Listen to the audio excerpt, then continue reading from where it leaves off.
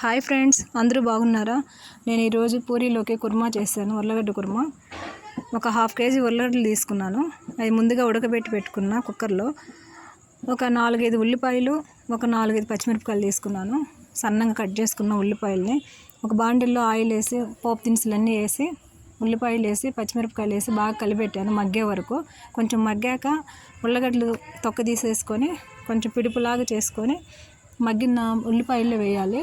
వేసాక ఒక 5 మినిట్స్ కలబెడతా ఉండండి. ఆ ఉప్పు కారం అన్నీ కూడా ఉర్లగడ్డలకు పట్టద్ది. చూసారా, పడుతుంది. తర్వాత ఒక 2 గ్లాసులు వాటర్, ఉర్లగడ్డలు మునిగేంత వరకు 2 గ్లాసులు వాటర్ పోయండి. బాగా కలిపెడతా ఉండండి. వాటర్ పోసాక ఒక 10 మినిట్స్ పడుద్ది మనకు. తర్వాత ఒక టమోటా చిన్న ముక్కలుగా కట్ చేసి టమోటా వేయండి, చాలా రుచిగా ఉంటుంది. కొంచెం చిక్కబడ్డానికి ఒక స్పూన్ శనగపిండి వేసి దాంట్లో నీళ్ళలో కలిపిపోయండి, చిక్కబడుద్ది, చాలా టేస్ట్గా ఉంటుంది. Okay friends.